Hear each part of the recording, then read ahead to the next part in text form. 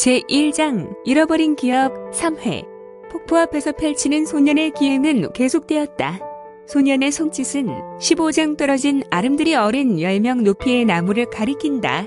수구가 천천히 날아가다 속력이 붙어 공간을 미끄러지듯 떨린다. 그리고 이제 수구가 나무에 부딪혔는데 폭탄 터지는 소리가 났고 나무는 산산이 조각나며 주변으로 흩어진다. 펑. 주변이 폭탄 터진 듯 오장둘레가 초토화되었다.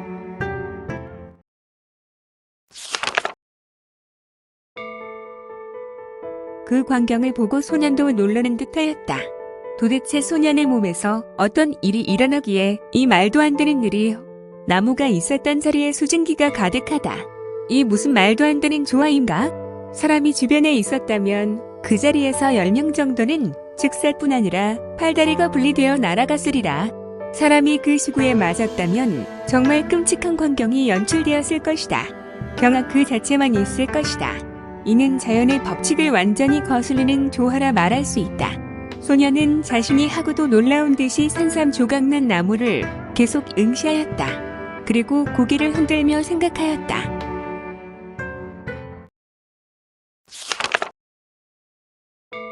내게 능력이 있는 것인가?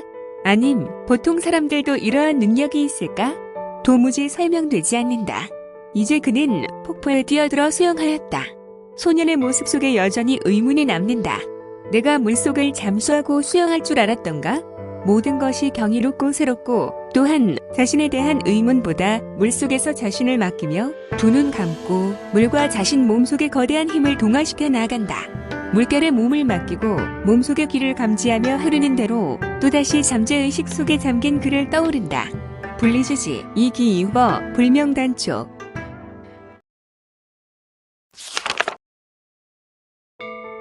그렇게 떠오르는 대로 자신의 몸속에 꿈틀대던 기를 움직이며 운기조식을 한다. 물속에서도 운기조식을 할 수 있는가?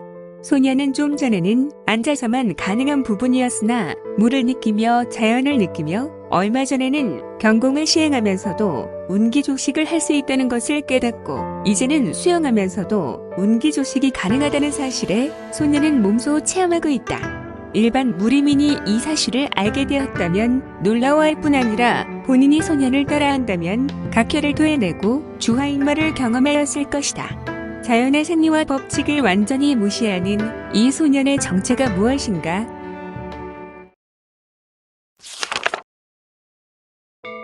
이가 누구에게 이러한 죄인의 모습을 보이는가? 소년은 물 위에서 잠이 든 것 같이 요동하지 않고 또 다른 정신세계를 경험하고 있었다. 또다시 새벽 미명무리에서 소년은 몸을 일으킨다. 이제는 정말 놀랍지도 않다. 자연을 거슬리는 힘, 물 위를 천천히 걸어나와 한번 부르르 떨더니 귀를 일으켜본다. 옷이 순간 다 말라버렸다. 소년은 이제 폭포 주위의 바나나 나무를 본다.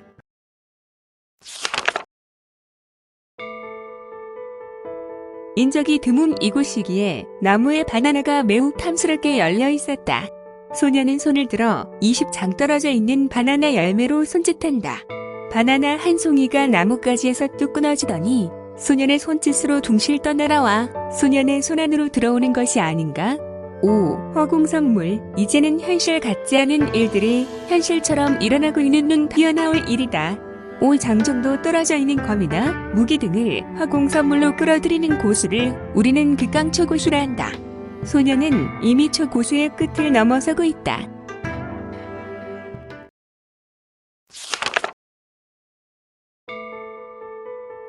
아니, 신화경의 고수를 보는 것 같다. 다시 손짓하니 빠른 속력으로 바나나 잎사귀들이 한때로 날아온다. 소년의 발밑으로 바나나와 잎사귀가 후드득 하며 떨어진다. 바구니에서 오미자 줄기를 꺼내서 바나나 잎사귀에 바나나 하나하나 뜯어내고 감싼다. 오미자 줄기로 싸맨 바나나 껍질에 잘 둘러맨다. 소년은 한 손으로 땅에 손짓하니 흙이 옆으로 튀어오르고 구덩이가 생겼다. 내 모범듯하게 싸맨 바나나를 그 구덩이에 넣는다. 다시 손짓으로 흙을 덮고 그 위를 발로 밟는다. 폭포 물속에 손짓하자 내 모범듯한 돌 4개가 딸려 나왔다.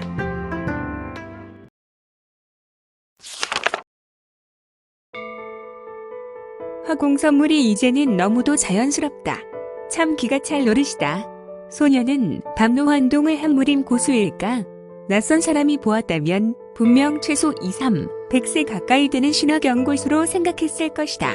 내 모방 듯한 돌은 네모각을 만들고 윗부분 막힌 한 부분만 휜 작은 집과 같이 만들어지며 바나나가 땅속에 묻힌 곳에 세워졌다. 그 안은 무엇을 채우랴? 바로 한 번의 손짓으로 주변 10여 그루 나무에서 장가지들이 토막이 되어 작은 집과 같이 생긴 휜 돌집 안으로 들어간다. 참 신기하게 소녀는 아무렇지도 않은 듯 능숙하게 모든 것을 해나간다. 소녀는 오른손 엄지와 검지를 비빈다. 곧 손가락에서 불이 붙었다. 산매진 화, 소년 허리 높이 돌집에 불을 뿜는다. 돌집 안에 있는 나무들은 언제 말랐는지 불이 붙고 좀 지나자 장작불이 되었다. 내가 언제 바나나를 구워 먹었지? 소녀는 스스로 뭔가 신기한 듯 미소를 짓고 한 끼 식사로 구운 바나나로 멋지게 해결하였다. 이 구운 바나나의 맛은 매우 맛있어서 소녀는 만족하듯 사람 좋은 얼굴로 하늘을 보았다. 구름이 유유히 떠가는 모습에 그의 마음은 하늘을 나는 듯하였다. 이제 다시 약휴양을 따라 길을 떠나볼까? 이때 폭포 위를 유성처럼 지나는 사람이 있었다. 그의 그림자는 너무도 순식간에 지나갔다. 소녀는 이를 보며 생각하였다. 유흥신법, 비운총력이면 점창파의 수법이군. 날아서 지나간 사람은 강호의 초고수일이라. 순식간에 이를 아무 일 없이 지나쳤다. 소녀는 이를 잘 보았는지 모르나? 소년에게는 지나간 사람의 모습 속에 피내음이 났다.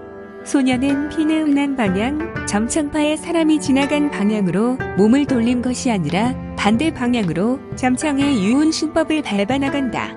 소년의 모습 속에 들이운 유운신법은 좀 전 지나친 사람보다도 더욱더 능숙한 것이 아닌가?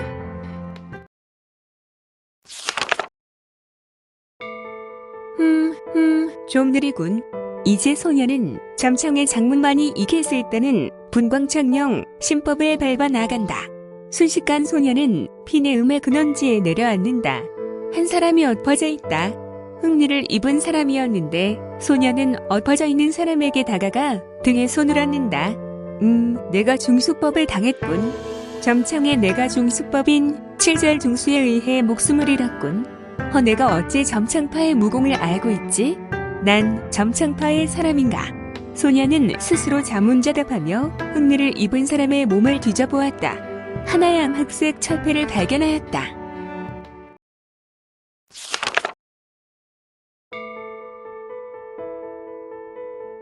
혈서령 27호라고 실려 있었다. 암흑사혈전, 사팔 사람이군. 혈서령이라면 주로 정파남하교 등 적들의 요인 암살, 추적, 정보 습득 등에 움직이는 사령대, 소속의 암흑사혈전, 사람이라고 알고 있는데 암흑사혈전과 정파와 모종의 다툼이 있었나 보군. 내가 지금 관여할 바는 아니지. 소녀는 한순간에 죽어 있는 자의 정체와 그와 관련된 상황에 대하여 정확하게 파악하고 있었다. 7절 중수라면 지나친 사람이 최소한 점창파의 장로 신분이라는 것인데, 하지만 난 약휴양을 따라 다시 길을 걸어야 하니?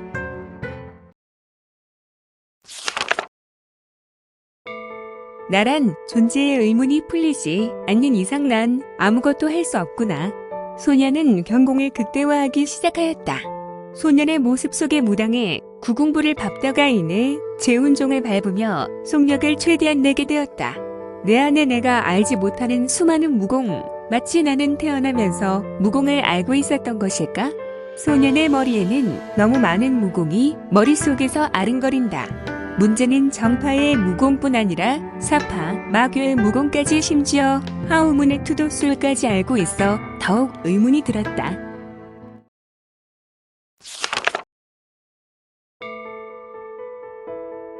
배운 사실이 없는데 어찌 변방을 지나 서장 포담납공의 유가술뿐 아니라 서천 축의 음사원 마공까지 알고 있을까? 또한 왜 고려국의 유술도 알고 있을까? 그리고 외인들은 신술도 알고 있네. 나는 누구일까? 답답하고 참 신기하다. 한순간에 여러 명의 모습으로 어른이나 여인이나 노인, 어린이 할 것 없이 모습을 바꿀 수 있으며 1000명의 목소리를 낼 수 있는 천소진성환이라는 무공 또한 신기하기 그지였구나. 소년의 모습은 변하고 있었다. 좀 잠에 스친 점창파 장로의 모습으로 완벽히 변화하다가 이제는 쓰러져 죽어 있었던 혈사령이 17호의 모습으로 완벽하게 변신하였다.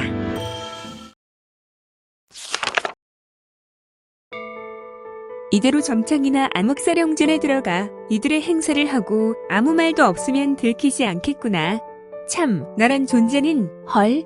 소년의 기행을 이해할 수 없으나 소년은 정말 능력이 있음을 부인할 길이 없다.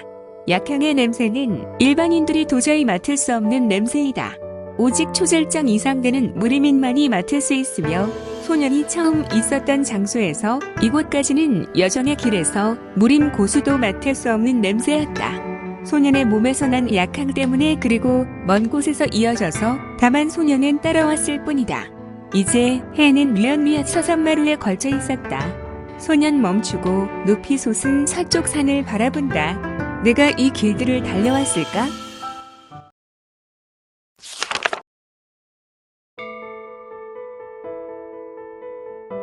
내가 이 길들을 달려왔을까? 소년이 서 있는 자리에서 약향의 방향은 험난한 산이 버티어 서 있었고 그 끝은 알 수 없어 흡사 하늘의 봉우리가 닿은 것으로 보였다. 오늘은 이곳에서 쉬고 다시 길을 청해야 하겠다. 다시 소년은 제법 큰 물 소리를 내는 돌 틈 위에 한 사람 좌정할 자리에 큰 바위돌 위에 앉는다. 소년은 이상하게 살 동안 잠을 청하지 않는 듯하였다. 잠이 없으면 건강에 이상이 오고 이런 일이 계속 반복되면 죽음을 면하기 어렵다. 소년은 이러한 것을 모두 무리 없이 무시하고 있었는데 과연 소년의 정체는 무엇이란 말인가?